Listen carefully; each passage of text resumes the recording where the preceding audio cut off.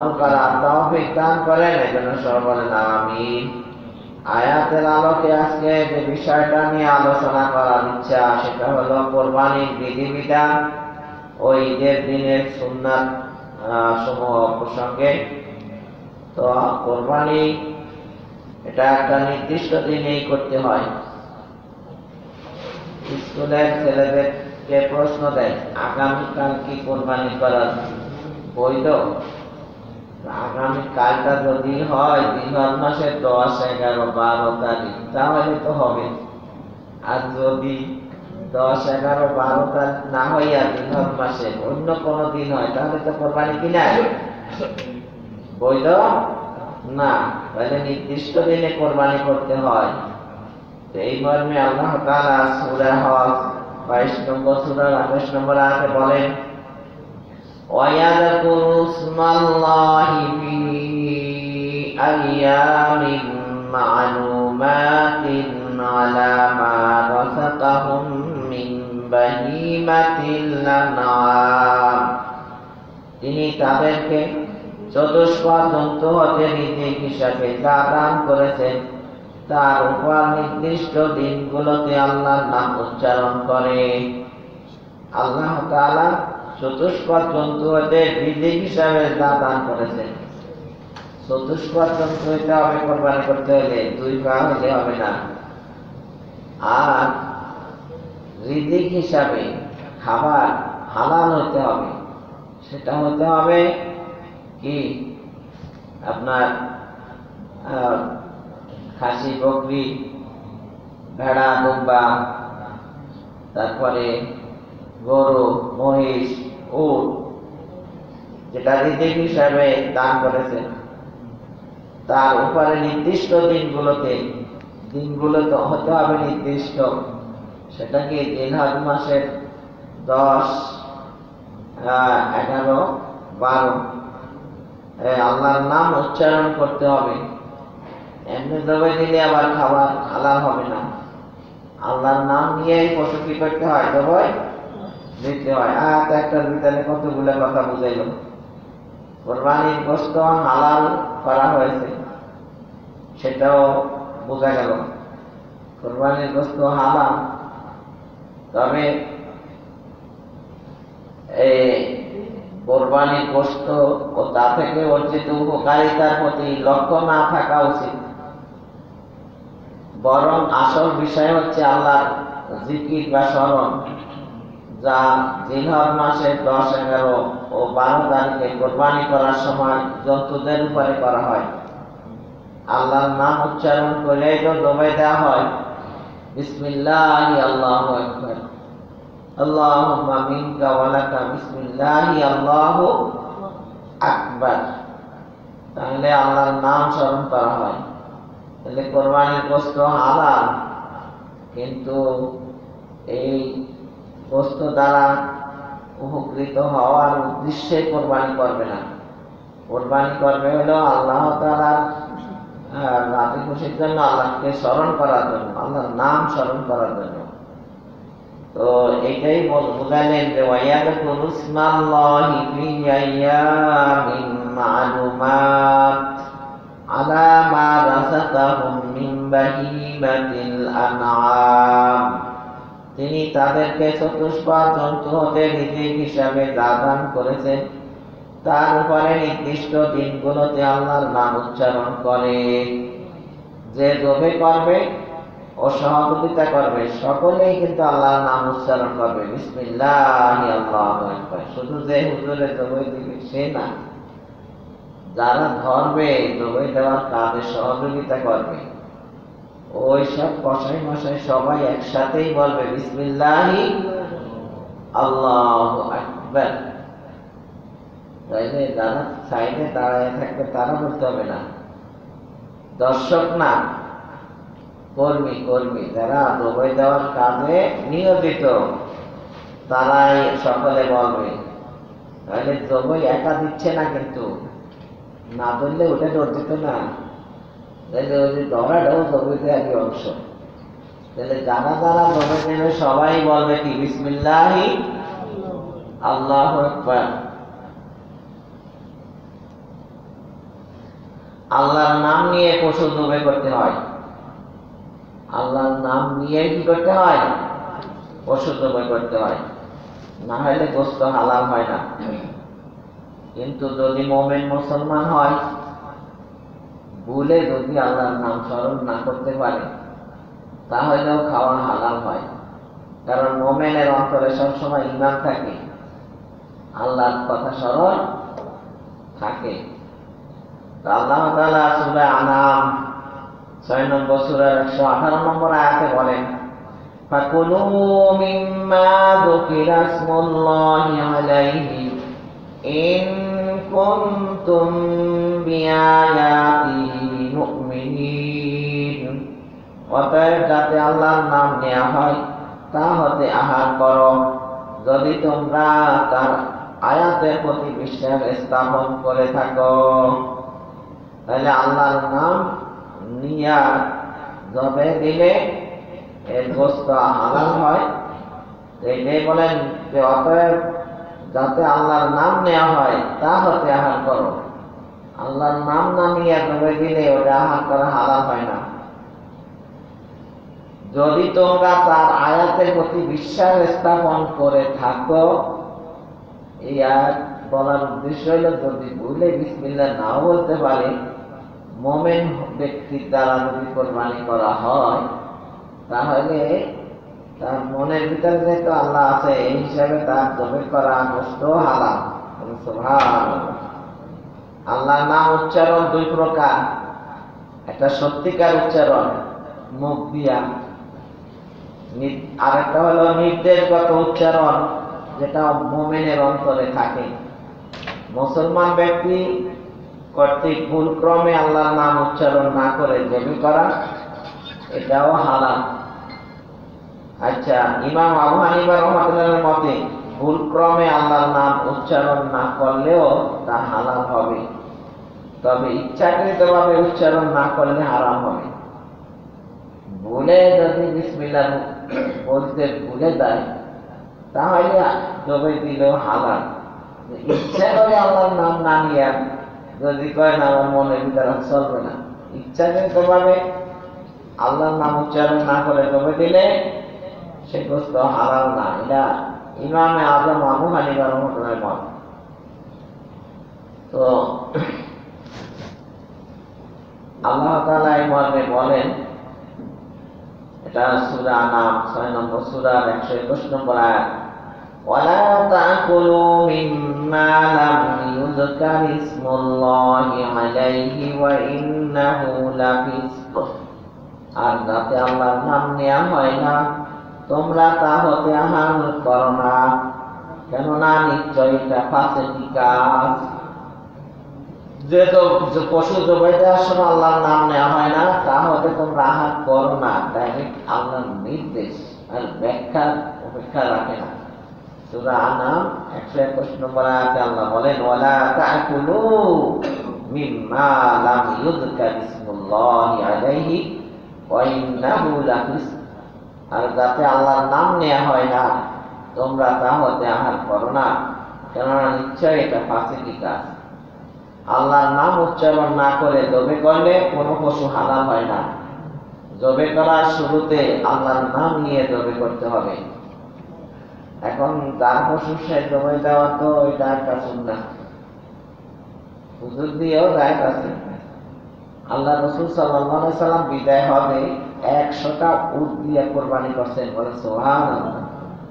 আমরা ইতিহাস জানেন যে রাসূল খুব গরিব ছিল, এক মাস রান্না হইতো না, অনেক কষ্ট করছে। এগুলো ইতিহাসগুলা যথাযথভাবে আপনারা বুঝতে পারেন নাই। আল্লাহ রাসূল ইচ্ছা করিয়া গরিবী বেশ দত্ত, যা টাকা পয়সা সব দান করে দিত, যেভাবে হাতিয়ে আসতো ওইভাবেই আমার বিলিয়ে দিত, রাখতো না কিছু। বুঝলেন নাই? ইবাদত বন্দেগী করতো, সময় সময় ওই খেজুরের পানি খাইয়ে থাকতো, ঘরে রান্না হতো না, মানে রুটি গোশত হইতো না। কিন্তু আল্লাহ রাসূল সাল্লাল্লাহু আলাইহি সাল্লাম যে ধনী ছিলেন না তা না, অনেক টাকা পয়সা পাইছেন। খাদিজাতুল কুবরা রাদিয়াল্লাহু তাআলা আনহা বিবাহ করার মাধ্যমে সব টাকা ইসলামের কাজে ব্যয় করে দিয়েছে। সুবহানাল্লাহ।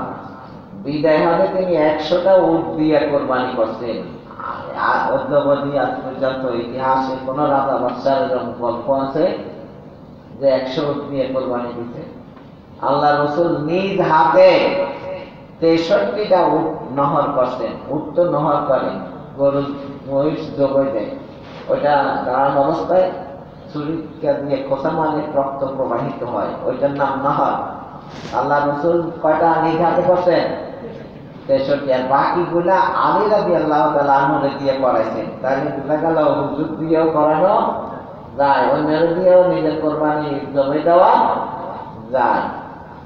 তো এখন যে আপনি জমে দিবেন, আল্লাহর নাম তো নিতে হবে, উচ্চারণটা কি সুন্দর করে পারেন কিনা? কারণ আল্লাহু নামটা মোটা হবে, আকবার মানে আকবার মিন কুল্লি শাই, আল্লাহ সবকিছু চাইতে বড়।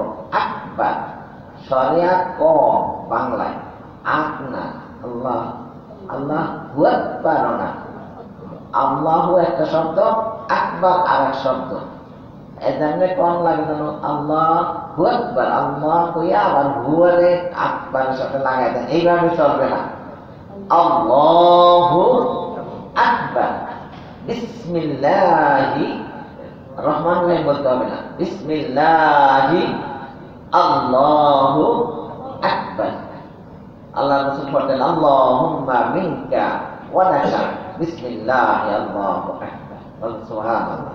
তাহলে শুদ্ধ করে যদি পারেন আপনি নিজ হাতে নিজের কোরবানি দিতে কোনো সমস্যা নাই, বরং এটা আরো সুন্নাহ, এটা ভালো। রগ আছে 4টা, 2টা রক্তনালী, একটা শ্বাসনালী, একটা খাদ্যনালী। এই 4টার ভিতরে 3টা কাটতেই হবে, না কোরবানি হবে না। একদিনের হুজুর এমনি চলবে না, কিন্তু আগের থেকেই জানা থাকতে হবে মাথায়। তো ইসলামী শরিয়াতে আল্লাহর নাম না নিয়ে পশু জবে করার কোনো অবকাশ নাই।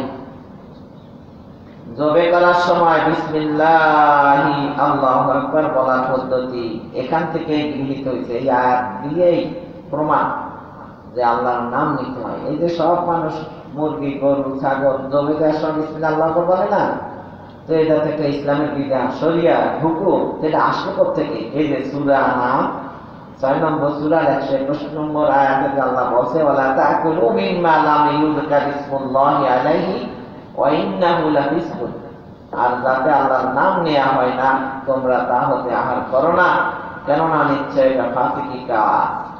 কোরবানির গোশত নিজে খাবে এবং গরিবদেরকে খাওয়াবে, এটা কোনো হুজুরের ওয়াজ না, এটা আল্লাহ নিজেই বলতেছেন সূরা হজ 22 নম্বর সূরার 28 নম্বর আয়াত। ফাইনা মানে একটা সীমা আছে, সুন্নাহ মনে করি আল্লাহ, যদি আপনি এটা মনে করেন পাত্তা দিলেন না, তাহলে আপনার কোরবানির উদ্দেশ্যই সফল হইল না, বুঝলেন নাই? বড় বড় জিনিস কিনে ঢুকাই ফেলবেন, সেই সিস্টেম রাখে না ইসলামে। সূরা হজ 22 নম্বর সূরা 28 নম্বর আয়াত আল্লাহ বলেন ফাকুলু মিনহা ওয়া তুইমুল বাঈসাল ফাকির, তোমরা তা হতে আহার করো এবং দুঃখ দুর্দশাগ্রস্ত অভাবগ্রস্তকে আহার করা। তাহলে গরিবের দিতে হবে। আল্লাহ রাসূল প্রথমে যখন নাকি কোরবানির পরিমাণ কম ছিল তখন বলছিল যে 3 দিনের বেশি রাখতে পারবে না, সব এই 3 দিনের ভিতরে খাইয়া বিলাইয়া শেষ করতে হবে। পরে যখন কোরবানি দাতার সংখ্যা বেড়ে গেল তখন বলল যে 3 ভাগ করে 1 ভাগ খাও, বলবে 1 ভাগ খাও আর 1 ভাগ আত্মীয় স্বজনের ভিতরে বিলাও আর 1 ভাগ গরিবের দাও। কয় ভাগ করতে বলছে? 3 ভাগ। তো গরিবের যে বিলাইতে বলছে তো কোরআনের আয়াতে তো আছে, কারণ তো কতদূর বিলাবে এটা বলে নাই। তাহলে হাদিস আর কোরআনের সমন্বয় ইসলাম, কোরআনের ব্যাখ্যাই তো কি হাদিস। আল্লাহ বলছে তোমরাও খাও, গরিবদের অভাবগ্রস্তদেরকেও আহার করাও। তো এখানে আল্লাহ রাসূল একটা মীমাংসা করে দিছে যে 3 ভাগ করে 1 ভাগ কি করো, গরিবের দাও। এখানে কুলু শব্দটি আদেশ সূচক পদ হলেও অর্থ ওয়াজিব করা নয়, বরং অনুমতি দান ও বৈধতা প্রকাশ করা হয়েছে। বলতে পারেন কোরআনে যা বলে সব তো ফরজ, আল্লাহ কুলু কইছে তো খাওয়াও তো ফরজ, তাহলে কোরবানি করা ওয়াজিব, কোরবানির গোশত খাওয়াও ফরজ হয়ে যেতেছে না? তাহলে কেমন হইবে? এই জন্য মুফাসসির ইকরাম বলেন যে না, এখানে কুলু ওয়াজিব করা হয় নাই, বরং অনুমতি দেওয়া হয়েছে। যারা কোরবানি করবে বিদেশে থেকেও তো দেশে কোরবানি করতে পারে, তো ওই বেড়াতে কোরবানির গোস্ত খায় নাই, তাই কোরবানি হইব না? তাইলে কোরবানির গোস্ত খাইতে নিয়ে না, খাইলে খাইতে পারবে, না খাইলেও কোনো সমস্যা। হের অ্যালার্জির সমস্যা, হের হার্টের সমস্যা, রক্ত সার্কুলেশন বেড়ে যাবে, ডাক্তারের কাছে গরুর গোস্ত খাইবেন না। এখন যদি না খায় তাহলে তার কোরবানি হবে না? অবশ্যই কি হবে। তবে জীবনে একবার হলেও খাইলেন, কারণ আব্দুল্লাহ ইবনে সালাম ইহুদির থেকে মুসলমান হওয়ার পরে ইহুদি ধর্মে উটের গোস্ত খাওয়া হালাল ছিল না, সেই জন্য সে দীর্ঘ জীবন অনেকদিন জীবনে উটের গোস্ত খায় নাই। তো মুসলমান হওয়ার পরে ইসলামে তো হালাল উটের গোস্ত খাওয়া, কিন্তু এই দীর্ঘদিন না খাওয়ার অভ্যাসে একটা ঘৃণার ভাব সৃষ্টি হয়েছে, সেই জন্য মুসলমান হওয়ার পরেও সে খাচ্ছে না। শুধু এতটুকু ইসলামের কাজ ছাইড়া দিচ্ছে, কি করছে? উটের গোস্ত। আল্লাহ এক নাজার কাছে সূরা বাকারা, ইয়া আইয়ুহাল্লাযীনা আমানু দুখুলু ফিস-সিলমি কাফা ওয়া লা তাত্তাবিউ খুতুওয়াতিশ শাইতান। হে ঈমানদারগণ, তোমরা পরিপূর্ণ ইসলামে প্রবেশ করো। সামান্য একটু উটের গোস্ত খাই না দেখে আল্লাহর অর্ডার, মুসলমান হয়েছ, ইমান আনছো, এখনো পরিপূর্ণ ইসলাম গ্রহণ করতে পারো নাই, মানে ইমান আনলেই পরিপূর্ণ মুসলমান হওয়া যায় না। মোমেন হয়েছ বাট এখনো পূর্ণাঙ্গ মুসলমান, তাহলে পরিপূর্ণ মুসলমান হয়ে যাও, ইসলামে প্রবেশ করো, তার মানে উটের গোস্ত খাওয়া শুরু করো। হালাল যা সবই খাইতে হবে, একটু হইলেও খাইতে হবে। আমরা পাই না, খাই না, পাইলে তো খাইতাম নাকি? ইদানিং তো অনেকেই খেয়ে ফেলছে অলরেডি।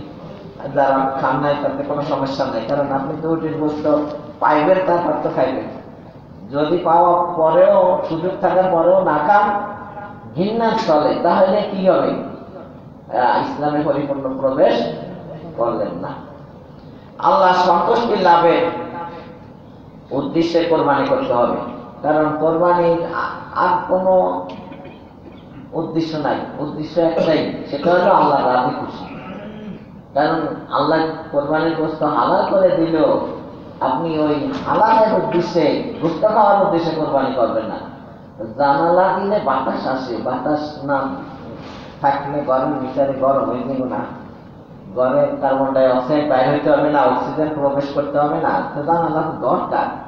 কিন্তু আপনি এই অক্সিজেন ঢোকানোর জন্য আর জানালা দেওয়ার দরকার নাই, বরং মনের নিয়াত যে আযানের ধ্বনি যাতে প্রবেশ করে ঘরের ভিতরে, সেই জন্য কি দিতে হয়? জানালা দিতে হয়। কি বাতাস বন্ধ থাকবো? তাই আল্লাহর রাজি খুশির জন্য কোরবানি দিলে, গোস্ত খাওয়া তো আল্লাহ হালালই করে দিতে, গোস্ত তো আপনি খাইতেই পারবেন, কিন্তু উদ্দেশ্যটা একটু বড় করেন না। গোস্ত খাওয়ার এই তুচ্ছ মানে নর্মাল জিনিসের জন্য উদ্দেশ্য করে কোরবানি করা কি না, ঠিক না। তাহলে আল্লাহ সন্তুষ্টি লাভের উদ্দেশ্যে কোরবানি করতে হবে, কারণ আল্লাহ কোরআনে বলেন, সূরা 22 নম্বর সূরা, সূরা হাজ 37 নম্বর আয়াতে বলেন, লা ইয়ানালাল্লাহা লুহুমুহা ওয়ালা দিমাউহা ওয়ালাকিন ইয়ানালুহুত তাকওয়া মিনকুম। আল্লাহর নিকট তাদের গোশত, রক্ত কিছুই পৌঁছায় না, বরং তোমাদের তাকওয়াটাই পৌঁছায়।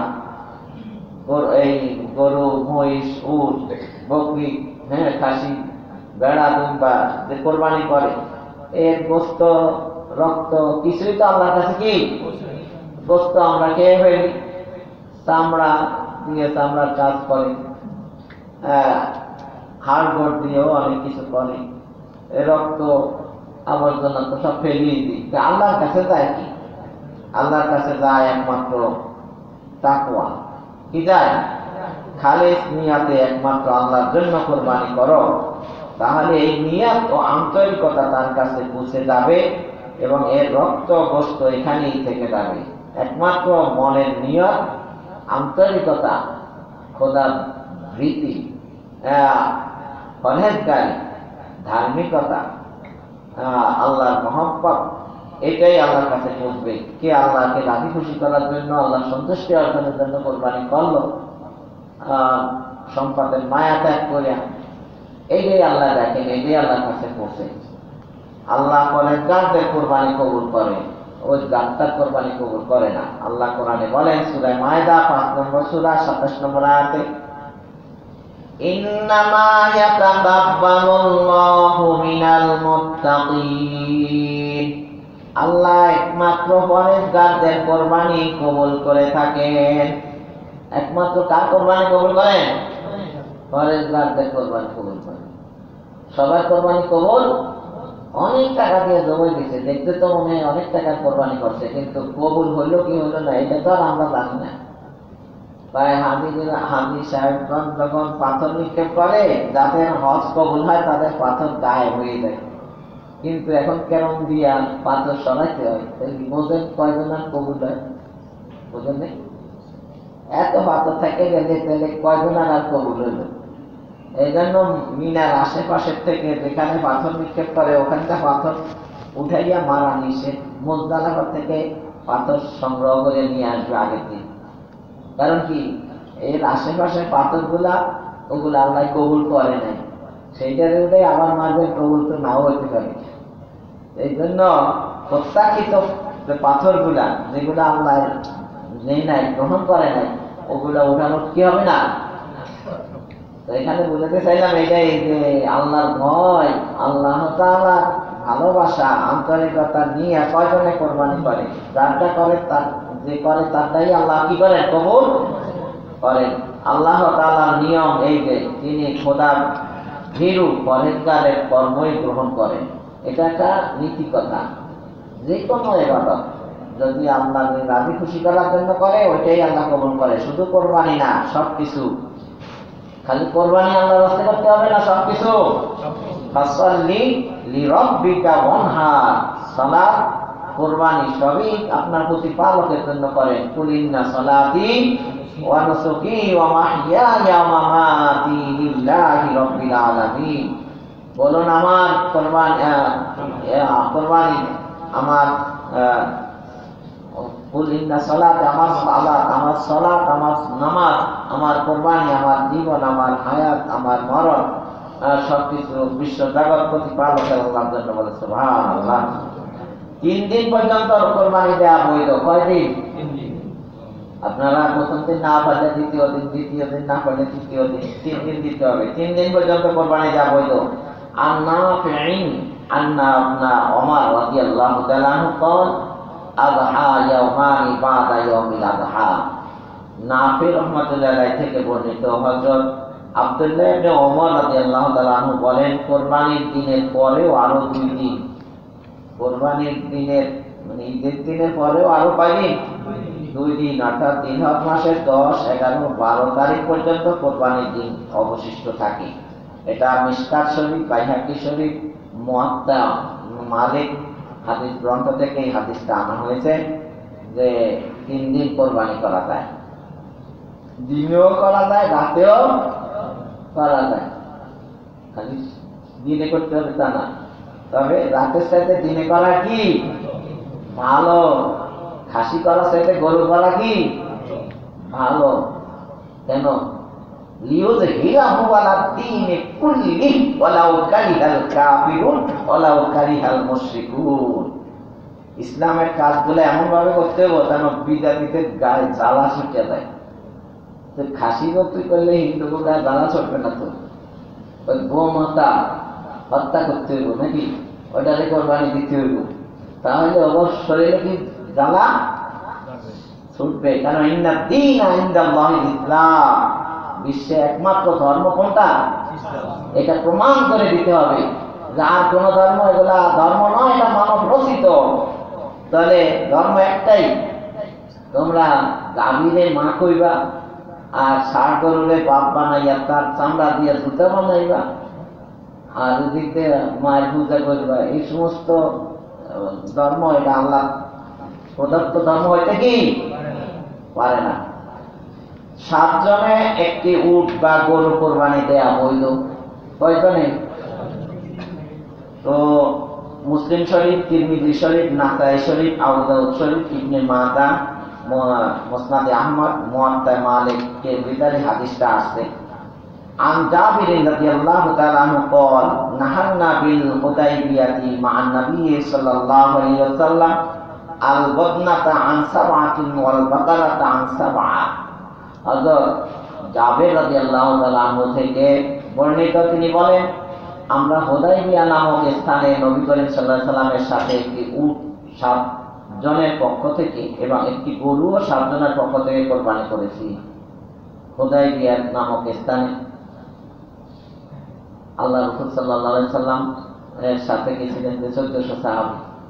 তারা ফিরে আসার সময় কোরবানি করছেন না, তো কোরবানি করছেন একটা উট কয়জনে?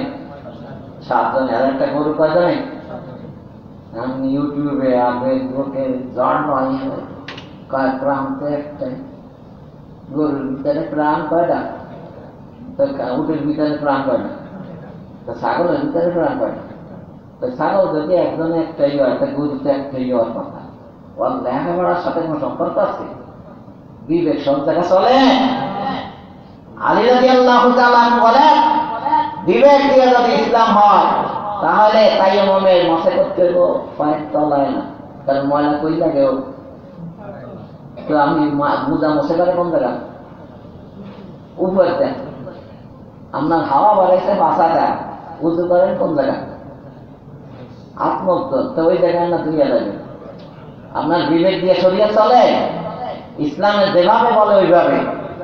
আল্লাহ রাসূল সাল্লাল্লাহু আলাইহি সাল্লাম খাইবারের যুদ্ধে যখন বিজয় লাভ করলেন, সেখানে মাল এ গনিমত বন্টন করতে লাগলেন। এক একটা দুম্বা মেষ এক একজনারে দিতে লাগলেন, আর এক একটা উট 7 জনের ভিতরে ভাগ করে দিলেন যে এই উটটা তোমরা 7 জনে ভাগ করে নিও, এই গরুটা তোমরা 7 জনে ভাগ করে নিও। তাহলে কি একটা উটের ভিতরে কয়টা আছে? খাসি বকরির মান কয়টা?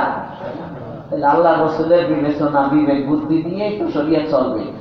শরীয়ত প্রণেতাকে মুহাম্মদুর রাসূলুল্লাহ সাল্লাল্লাহু আলাইহি ওয়াসাল্লাম। ঈদের নামাজের পূর্বে কোরবানি করলে তা সহি হবে না, ঈদের নামাজের আগে করলে হবে না। ঈদের নামাজের ফাসাল্লি লিরাব্বিকা ওয়ানহার, ওয়ানহার মানে কোরবানি করা, নাহার করা, উযহিয়া কোরবান, এগুলো সব সিমিলার ওয়ার্ড। মানে নাহার করা, উটের নাহার করে, গরু জবাই দেয়, ওই কোরবানি। তাহলে ফাসাল্লি সালাত আদায় করুন, লিরাব্বিকা আপনার প্রতিপালকের জন্য, ওয়ানহার নহর কোরবানি করো।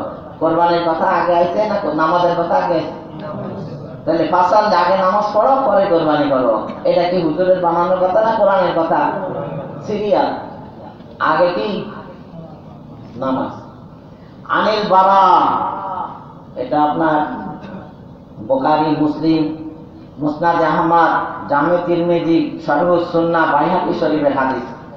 আনিল বারাই قال خطبنا النبي صلى الله عليه وسلم يوم النحر قال إن أول ما نبدأ به يومنا هذا أن نصلي ثم نرجع فننحر فمن فعل ذلك فقد أصاب سنتنا ومن ذبح قبل أن يصلي فإنما هو لحم عجله لأهله ليس من النسك في شيء।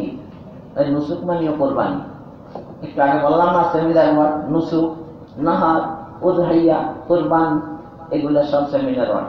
তার মানে নুসুক কোরবানি। তাহলে হযরত বারা ইবনে আযিব রাদিয়াল্লাহু তাআলা আনহু থেকে বর্ণিত, তিনি বলেন নবী করিম সাল্লাল্লাহু আলাইহি সাল্লাম কোরবানির দিন আমাদের উদ্দেশ্যে খুতবা দিলেন। তিনি বললেন আজকের দিন আমাদের প্রথম কাজ হলো নামাজ আদায় করা। প্রথম কাজ কি? তাহলে ফজরের নামাজের পরে ভাষণ দিতেছে, আজকে আমাদের প্রথম কাজ কি? অন্য দিন তো ইশরাকের নামাজ পড়ে, ওই দিন আর ইশরাকের নামাজ পড়বে না। কোন নামাজ পড়বে? কোরবানির দিন ঈদের নামাজ। আপনি মুসল্লি হয়ে গেছেন, আল্লাহ হয়ে গেছেন, বুজুর্গ হয়ে গেছেন, আপনি যদি ঈদের দিন ইশরাক পড়েন বেদাত করছেন। কুল্লু বেদাতিন দালালাহ ওয়া কুল্লু দালালাতিন ফিন্নার। যারা বেদাত করবে এ গোমরাহি, এর যত গোমরাহি আছে সব জাহান্নামে টেনে নিয়ে যাবে। বুঝলেন? তাহলে আপনি হাসি দিচ্ছেন, কি পড়বেন? আলহামদুলিল্লাহ। যদি কোন আসসালাতু ওয়াসসালামু আলা রাসূলিল্লাহ, আকাম তো করেন নাই, ভালো কামই তো করছেন, রাসূলের উপরে দুরূদ প্রেরণ করছেন, কিন্তু কথা ছিল রাসূলের শিখানো দোয়া আলহামদুলিল্লাহ বলা। আপনি সেটা না বলে বলছেন আসসালাতু ওয়াসসালামু আলা রাসূলিল্লাহ, সওয়াবের কাম করছেন, আল্লাহ রাসূলটাও জাহান্নামী হয়ে গেছিলেন, কারণ ও কি করে নাই, সুন্নাহ পালন করে নাই। তাহলে ঈদের দিন ইশরাক নামাজ বা ইশরাকের স্থল অভিষিক্ত হইল কোরবানির নামাজ, মানে ঈদের নামাজ। কিসের নামাজ? আচ্ছা বলেন তো, ইশরাক নামাজ কখন পড়েন? সূর্য ওঠার 23 মিনিট পরে। তাহলে এখন 5টা 10-এ সূর্য ওঠে, তাহলে ইশরাক নামাজ কটায় পড়বে? 33-এ। তাহলে 5টা 33, 5:30। তাহলে এখন যদি 5:30 কেউ পড়ে, আদায় হবে না? না, এটাই সুন্নাহ। কিন্তু আমরা কি করি, ঈদের দিনে মসজিদে আসি না। হ্যাঁ, একবারে ফজর পড়ে কিনা আল্লাহ জানে, গোসল টোসল দিয়ে শেভ টেভ করে তারপরে রেডিমেড হইয়া 8টা 10টার দিকে আসে, কেউ আসে আরো পর। তাহলে হইল না তো, একটার সাথে আর একটা ওতপ্রোত সুন্নাহর সাথে জড়িত। আপনি যখন ইশরাক নামাজের টাইমে ঈদের নামাজ পড়বেন, তাহলে সুন্নাহ হইল যে কোরবানিকৃত পশুর গোশত দিয়ে আবার প্রথম ব্রেকফাস্ট, সকালে নাস্তা করা। তো ওইটা যদি দেরি করেন তো নাস্তা করবেন কখন? তো কোরবানির দিন তো, ঈদের দিন তো রোজা রাখা হারাম। এটা তো আপনার জন্য রোজা রাখা না, এটা হলো ওই দিন প্রথমে ঈদের নামাজ পড়তে আসার সময় কিছু না খাইয়া আসা। কেন? এই পশুর জবাইকৃত পশুর গোশত দিয়া প্রথম নাস্তা করাটা কি আর একটা সুন্নাহ। তাহলে যত তাড়াতাড়ি পারা যায়। আমরা এবার 6:30 করছি। তার একজনে করতে আছে যে এত সকালে কোন নামাজ আছে? গোলশান তো এই টাইমেই পড়ে, ওই যে ইশরাকের নামাজের টাইমে পড়ে দেয়। গাবতলাও আরো আগে পড়ে। আমরা এবার আধা ঘন্টা আগে, 7টার জায়গায় 6:30 করে গেছি, কারণ সূর্য একটু আগে ওঠে। যারা আশেপাশে আসছেন তারা এখানে এসে নামাজটা পড়ে দিয়ে কোরবানি দিতে পারবেন, তাহলে একটা সুন্নাহ পালন করতে পারবেন। আপনাদের সুবিধার্থে এটা করা হয়েছে। তাহলে এখানে আমার আলোচনার বিষয় হলো যে আগে আল্লাহ রাসূল বলেন যে আমাদের প্রথম কাজ হলো নামাজ আদায় করা, তারপর ফিরে এসে কোরবানি করা। যে ব্যক্তি এরূপ করবে সে আমাদের সুন্নাহ বা নিয়ম নীতি পালন করলো। আর যে ব্যক্তি নামাজের আগেই পশু জবে করবে, তা শুধু গোশতের জন্যই জবে করা হবে, যা সে পরিবারের জন্য তাড়াতাড়ি করে ফেলেছে, কোরবানির সাথে এর কোনো সম্পর্ক নেই। তবে আমি মাসালা দেখছিলাম, এখন তো কোনো কোনো মসজিদ করিয়া মানে গ্রাম, সৌদি আরবের ভাষা করিয়া, তো গ্রাম ভিলেজ অনেক দূরে, সেখান থেকে সে নামাজ পড়তে আসে আল্লাহ রাসূলের পিছনে, যাইতে যাইতে তো আবার নিয়ে যাবেন না, ওই বেড়ার লেগে নামাজের আগে কোরবানি করার লাগে গেছে। কিন্তু আমাদের এখানে তো সেরকম কোনো ব্যবস্থা নেই। এখন আমাদের বাংলাদেশে কোনো করিয়া নাই, করিয়া মানে গ্রাম নাই, সব শহর হয়ে গেছে। কারণ শহরের ডেফিনেশন, সংজ্ঞা, প্রয়োজনীয় নিত্য প্রয়োজনীয় যা যা পাওয়া যায়, ও গ্রামেও এখন সবকিছু কি, তাহলে এখন আর গ্রাম নাই। ফেনীতে 2 হুজুর ইন্ডিয়া থেকে লেখাপড়া করে এসছে, লাগবে ধরো একজনে কয় গ্রামে তো জুমার নামাজ জায়েজ নাই, আর একজনে কয় জায়েজ আছে। মাসালা হলো গ্রামে কি নাই জুমার নামাজ, পুলিশ হয়েছে, মারামারি হয়েছে, নামাজ বন্ধ। পরে আলেমেরা ফতোয়া দিছে যে বাংলাদেশে কোনো গ্রাম নাই, তোমার কথা ঠিক আছে, গ্রামে জায়েজ নাই, কিন্তু এখন আর বাংলাদেশে কোনো গ্রাম নাই। এই জন্য এখন সর্বত্রই জুমার নামাজ কি আছে, মানে নামাজ পড়ো। পারিশ্রমিক বাবদ গোশত বা চামড়া দেওয়া জায়েজ নেই, পারিশ্রমিক বাবদ দিতে পারবেন না। পারিশ্রমিক বাবদ টাকা পয়সা দিয়া অন্য সাধারণ মুসল্লির মতন তারেও গোশত চামড়া দিতে পারবেন। এটা আপনার সহিহ বুখারী, সহিহ মুসলিম, আবু দাউদ, ইবনে মাজাহ, মুসনাদ আহমদের হাদিস। আন আলী রাদিয়াল্লাহু তাআলা আনহু قال আমারানি রাসূলুল্লাহ সাল্লাল্লাহু আলাইহি ওয়াসাল্লাম আন আকুমা আলা বদনিহি ওয়া আন আতাসাদ্দাকা বিলাহমিহা ওয়া জুলুদিহা ওয়া আদিল্লাতাহা ওয়া আল্লা উতিয়াল জাজ্জারা মিনহা قال নাহনু নু'তিহি মিন ইনদিনা। হযরত আলী রাদিয়াল্লাহু তাআলা আনহু থেকে বর্ণিত, তিনি বলেন নবী করিম সাল্লাল্লাহু আলাইহি ওয়াসাল্লাম আমাকে তার কোরবানির পশুর পাশে দাঁড়াতে এবং তার সমুদয় বস্তু, চামড়া এবং পিঠে আবরণ সমূহ গরিবদের মাঝে বিতরণ করে দেওয়ার নির্দেশ দেন। তবে সেখান থেকে পারিশ্রমিক বাবদ কসাইকে কিছু দিতে নিষেধ করেন। আল্লাহ রাসূল বলেন কসাইকে তোমরা পারিশ্রমিক বাবদ কোনো গোশত, চামড়া কিছু দেওয়া যাবে না। তিনি বললেন আমরা কসাইকে আমাদের পক্ষ থেকে পারিশ্রমিক দিব। কসাইকে কি দিব? পারিশ্রমিক দিব। তাহলে কসাইকে পারিশ্রমিক বাবদ কোরবানির গোশত বা তার চামড়া প্রদান করা যায় হবে না, আলাদাভাবেই তার পারিশ্রমিক দিতে হবে। তবে পারিশ্রমিক হিসাবে না দিয়ে বরং অন্যান্য সাধারণ মুসলমানের ন্যায় তাকেও একজন মুসলমান ভাই হিসাবে গোশত দেওয়া জায়েজ আছে। অনুরূপভাবে বাড়ির কাজের ছেলে মেয়ে, দোকান ও কারখানার শ্রমিকদেরকে বেতন হিসাবে কোরবানির গোশত প্রদান করা জায়েজ হবে না, তবে খাওয়ার জন্য দেয়া জায়েজ আছে। নোয়াখালীতে মাসালা কোরবানির আগে হুজুরেরা বিভিন্ন জায়গায় কোরবানির মাসালা আলোচনা করার জন্য হুজুর দাওয়াত দিয়া মাহফিল করে। এক এক হুজুরে দাঁড়াইয়া এক এক রকমের মাসালা বয়ান হয়েছে। এক হুজুরে কইতে আছে আপনার বাসাতে কাজের লোক রাখছে টাকা দিয়া, ওই যে দৈনিক ভিত্তিতে বদলা, একদিনের জন্য কাজ করবে, খাবে, টাকা নেবে। এখন এই বেড়াকে যদি কোরবানির গোশত দিয়া খাবার দেন তাহলে তো সে ব্যস্ত হয়ে গেল, আপনার গরুর গোশত ব্যস্ত হয়ে গেছে। কারণ ওই বেড়া তো আপনার খাবারের বিনিময়ে, টাকার বিনিময়ে আপনার বাসায় আজকের দিন কাজ করতে আছে। তা আপনি তো তারে খাবার দিয়ে দিচ্ছেন কোরবানির গোশত দিয়া, তাহলে তো আপনি ইচ্ছা করে বেচলেন না, কিন্তু আসলে কি হয়ে গেছে, প্রত্যক্ষ ভাবে না বেচলে পরোক্ষ ভাবে কি হয়ে গেছে, তাহলে আপনার তো কোরবানি হবে। তো কি করবে, একটা লোক অন্যদিন কাজ করলে যেমন গোশত ছাড়া আরো অন্যান্য তরকারি রাখতেন, ঠিক অন্যান্য তরকারি তার সামনে রাখবেন, খাক আর না খাক তার ব্যাপার, গোশত আপনার সব হাড়ি পাতিলা সহ তার সামনে রেখে দিলেও কি হবে না, কোরবানি না যায় হবে না, মানে হালাল হয়ে যাবে, বুঝলেন না? অর্থাৎ কোরবানি শুধু কোরবানির মাংস দিয়েই তাকে হাত দিতে চলবে না, সাইডে আরো দুই চারটা আইটেম কি করতে হবে, রাখতে হবে। ব্যাস, ঠিক আছে কিনা? তাহলে কোরবানির গোশত বিক্রি করা জায়েজ হবে না। ওই যে আবার কয়েকদিন পর দেখি চর্বি কিনতে আসে, তো চর্বি বেচা আর গোশত বেচা তো একই হইবে। তো চর্বি বেচলে তো আপনার বউ আকাম করতে আসে, চর্বি বেচছে আপনার কোরবানি হারাম করে, মানে না জায়েজ করে দিতে আসে। চর্বি বেচা যাবো, কিছুই তো বেচা যাবে না। বিক্রি করলে ওটার মূল্য আবার কি করে দিতে হবে, দান করে দিতে হবে। একই পশুতে কোরবানি ও আকিকা করা জায়েজ আছে, তবে 7 নামের বেশি হতে পারবে না। নাম কয়টা হতে হবে? 7টা। ফতুয়ায় মাহমুদিয়া প্রথম খণ্ড 341 নম্বর ফতুয়া। কোরবানি ওয়াজিব হওয়ার পর কয়েক বছর কোরবানি না করে থাকলে ওই ব্যক্তি প্রতি বছরের কোরবানির হিসাব করে প্রত্যেক কোরবানির বিনিময়ে কোরবানির মূল্য মিসকিনদেরকে সদকা করে দিবে। কয়েক বছর ধরে করে না, এখন সে চিন্তা করতেছে আমি তো অনেক গুনাহ করে ফেলছি, এখন কি করা যায়, নাস্তা করলেও অনেক দাম হবে না, ওই টাকা তো আছে, এক একটা খাসির মূল্য ধরিয়া কয় বছর পরে না, সেই কয় বছরের টাকা 10,000 টাকা করে হলে 10 বছর না করলে 1 লাখ টাকা দিয়ে দিতে হবে, বুঝলেন নাই? তাহলে কোরবানির মূল্য মিসকিনদেরকে সদকা করে দিবে।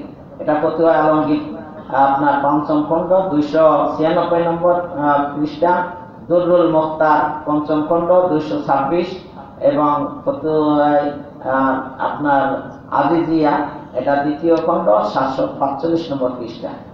যার উপরে কোরবানি ওয়াজিব এমন ব্যক্তি কোনো কারণবশত কোরবানি করতে না পারলে কোরবানির দিনগুলো চলে যাওয়ার পর একটি বকরির মূল্য সদকা করে দেওয়া তার উপর ওয়াজিব। বিভিন্ন কারণ থাকতে পারে না, ভাই মরে গেছে, মুখ মরে গেছে, এই সমস্যা সেই সমস্যা, দৌড়াদৌড়ি করতে করতে 3 দিনের পশু কিনতেও পারে না, কি কোরবানিও, অথবা আপনারা ঢাকায় বাস করেন, কোরবানির গরু ওই পশু এত বেশি আসে না, শেষ হয়ে গেছে, কালকে করতে করতে এখন গেছেন যে দেখেন যে কোনো কোরবানির পশু পাওয়া যাচ্ছে না, 3 দিন পার হয়ে গেলে ওই পরিমাণ টাকা কি করে দিতে হবে, দান করে দিতে হবে। এটা ফতুয়া আলমগীর 5ম খণ্ড 296 পৃষ্ঠা থেকে 297 পৃষ্ঠা, ফতুয়া আজিজিয়া আপনার 2য় খণ্ড 45 নম্বর পৃষ্ঠা। পশু জবাই করার পূর্বের মুহূর্তে এই দোয়া পাঠ করা সুন্নাত। পশু তো জবাই দিবেন। আন জাবির ইবনে আব্দুল্লাহ قال ضحى رسول الله صلى الله عليه وسلم يوم عيد بكبشين فقال حين وجههما إني وجهت وجهي للذي فطر السماوات والأرض حنيفا وما أنا من المشركين إن صلاتي ونسكي ومحياي ومماتي لله رب العالمين لا شريك له وبذلك أمرت وأنا أول من المسلمين اللهم منك ولك عن محمد وأمته। আর আপনি কি করবেন, মিন্নি অথবা মিন্না আমাদের পক্ষ থেকে বা আমার পক্ষ থেকে, হুজুরে করলে কব মিন হু একজনের পক্ষে হলে, আর বেশি হলে মিন হু। আল্লাহুম্মা তাকাব্বাল মিন্নি মিন্না মিনহু মিনহুম কামা তাকাব্বালতা মিন হাবিবিকা খলিলিকা ইব্রাহিম আলাইহিস সালাতু ওয়াস সালাম। তাহলে আল্লাহুম্মা মিনকা ওয়া লাকা, আমি আগেই বলছি দোয়া না পারলে খালি বিসমিল্লাহ আল্লাহু আকবার বলে জমা দিলেও কি হবে? হালাল হবে। হযরত জাবের ইবনে আব্দুল্লাহ রাদিয়াল্লাহু তাআলা আনহু থেকে বর্ণিত, তিনি বলেন রাসূল সাল্লাল্লাহু আলাইহি ওয়াসাল্লাম ঈদের দিন দুটি মেষ জবে করেন। তিনি পশু দুটিকে কেবলামুখী করে এই দোয়া পাঠ করলেন, যে দোয়াটা আপনাদেরকে শুনাইলাম। দোয়া না জানলে শুধু বিসমিল্লাহ আল্লাহু আকবার বলে শুরু করতে পারবেন।